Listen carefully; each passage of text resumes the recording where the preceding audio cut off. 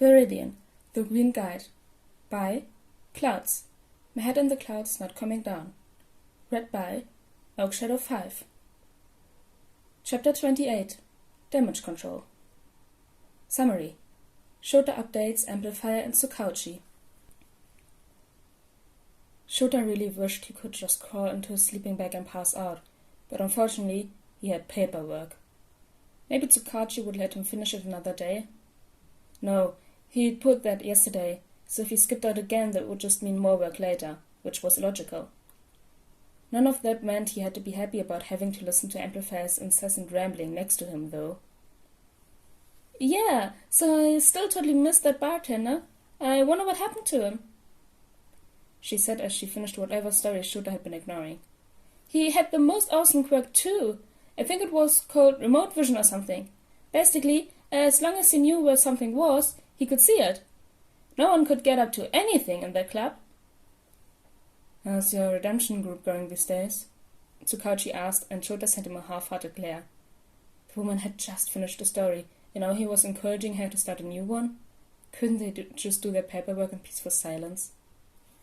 Pretty good. There's some real characters this time around, Amplifier said cheerfully. We've also got this kid that volunteered to help out, which has been interesting. Oh? Tsukauchi even sounded interested, the traitor. What are they like? He's, Amplifier sighed. Well, I can't really say he's a good kid, considering that I'm half convinced the reason he wanted to volunteer was because he's trying to be less of an asshole. At least he wants to change, but I just wish I knew how to help him more. If he's actually trying to improve, then at least he's got some potential, Shota couldn't help saying. Half the kids I expel get kicked out because they're not willing to put in that kind of effort. Yeah, but he's a problem child, Amplifier whined. It's been weeks, and I just barely got him to stop just standing by the wall the whole time and actually talk to people. Speaking of problem children, how's yours doing, Eraser? Tsukauchi asked. I don't think anyone heard from Viridian last night. Do you think he's going well again? Shota groaned loudly and dropped his head onto the desk in exhaustion and frustration. Not unless he breaks his arm again. Wait! The kid broke his arm? Amplifier screeched so loud that Shota had to sit up and cancel her quirk. When did that happen? Apparently, about 5 weeks ago, Shota sighed. Kid didn't tell me how it happened, but that's why he's been keeping off the streets. Well, until last night, when he apparently got bored and decided it was a good idea to go gallivanting on the rooftops in a cast. Amplifier snorted. Yeah, that sounds like Viridian, all right. Reckless as ever. Still, it's good he didn't go missing because of what we originally thought, Tsukauchi pointed out. Do you think you were overreacting about him being suicidal now that you've seen him again, Eraser? Shota shook his head. He was acting a little happier, but then... He trailed off with a grimace. Yeah, yelling at a suicidal kid to stay alive hadn't been his proudest moment. There had to have been better ways to get his point across without ruining what little trust the kid had him in. But there wasn't anything he could do about that now, except hope that he hadn't ruined everything. Then what? Amplifier asked. What's wrong? Shota sighed. We got in a fight. You're a hero, Eraser. Getting into fights is what you do. Tsukauchi deadpanned. Not with the villain. Hold up. Amplifier looked at him incredulously. Are you saying you got into a fight with Viridian? What were you trying to do? Arrest him?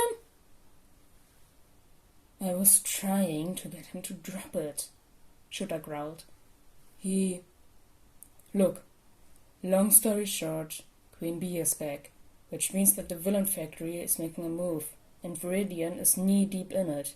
He figured out that the bees were the injection method for a recent rash of instant villains and went back to the scene during the day to recover one of them. Turns out they're robotic and can be hacked, which is something I need to bring up with Nezu, but it's not something that a teenager should be poking around in. He's a vigilante, Amplifier argued. Sticking his nose into things he shouldn't is pretty much what he does. You can't get mad at the kid for that. I know.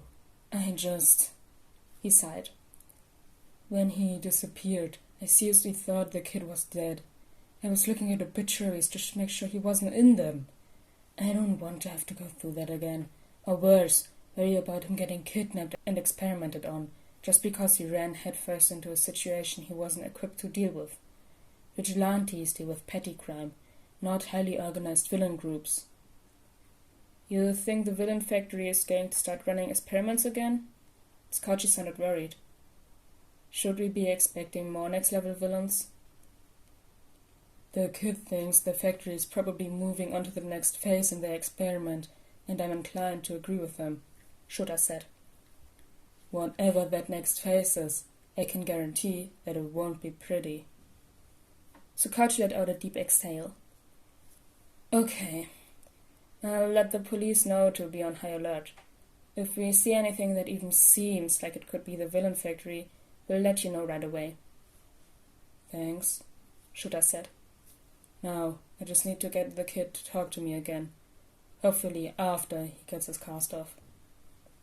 Did he say when that was gonna be? Amplifier asked. As fun as it is to have him hack into my comms, I kinda miss seeing him around, and I know I'm not the only one. Even Rocklock was complaining that he hadn't gotten an actual marble from him yet. It should be sometime this week, Shota shrugged. Kid didn't give me an exact day. He was too busy insisting that he was healed enough to be on the rooftops, and I was too busy trying to get him to go home so he didn't break his arm again. It was a fun time. Amplifier giggled. Be careful, Eraser. Your inner dad is showing. Actually, I think it's too late for that, Tsukachi grinned. He's got his heart on his sleeve already. Shota glared at them. I hate brats. Sure thing, Amplifier smiled mischievously. Eraser, Dad?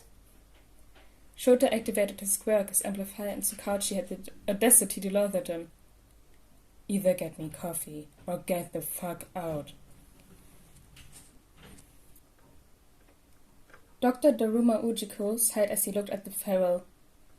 Well, he couldn't quite be called a man anymore, but the thing that was currently trying to cut through the bars to get at him.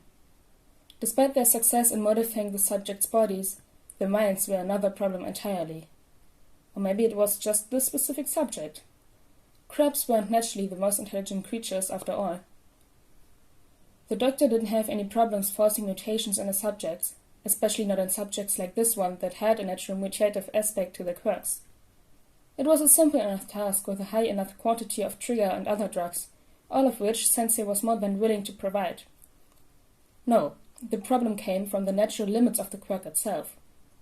As many experiments as they ran, the increased quirk strength immediately returned to normal levels as soon as trigger was no longer being introduced into the system, which simply wouldn't do it all.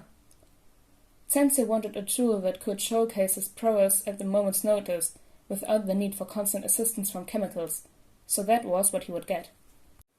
To maintain the quirk's strength without the drug, however, the quirk needed to be forced to achieve singularity. After his dismal failure trying to do this with drugs alone, however, Daruma had finally discovered a working solution, making use of Sensei's quirk. Sensei would take the quirk in question then, making use of a multiplier quirk he had acquired a few decades ago, create multiple copies of the quirk all jumbled together and give them back to the subject. Theoretically, the body should already be equipped to handle its own quirk, especially with the extra modifications that Daruma had added. Theoretically, the fact that it was the same quirk, only stronger, should bypass that annoying little glitch that Sensei had discovered centuries ago that caused brain damage in those that had multiple quirks forced into them. Theoretically, this should have been the last experiment necessary to create the perfect superhuman weapon. In reality, theory only took one so far. While the brain recognized the modified quirk jumble as its own, it was still technically multiple quirks, which meant that the body attacked itself in an attempt to get rid of what wasn't supposed to be there. The end result was that the subject was still capable of independent actions, but only those that were motivated by rage, since the emotional centers were largely undamaged by the experiments. Which brought the doctor back to where he was now, looking at the monster he had created. The rage itself was not a problem. In fact, it simply made the monster more destructive, which would fit Sensei's goals well, but currently that rage was directed toward himself, which was far too dangerous. Daruma sighed. It lacked the finesse of his normal experiments, but training and pain had been used to adjust the behavior of animals for centuries, and it would mold what was left of the monster's brain into what Sensei wanted. While not a complete success, the experiment was still useful, if only for how destructive this monster had the potential to be.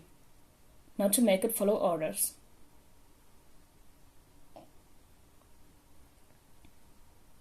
Ooh, we got a mini Doctor POV at the end there. That's really cool. I hope you guys enjoyed this chapter of Viridian the Green Guide, and I'll see you all next time. Bye!